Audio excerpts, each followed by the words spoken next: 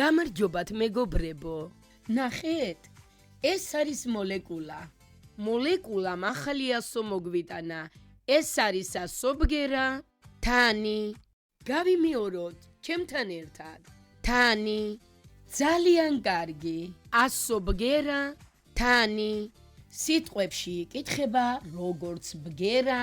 თ, რა არის ეს? თხილი. გავიმეოროთ ჩემთან ერთად. თხილი. რა არის ეს? თოვლი. გავიმეოროთ ჩემთან ერთად. თოვლი. რა არის ეს? თაგვი. გავიმეოროთ ჩემთან ერთად. თაგვი.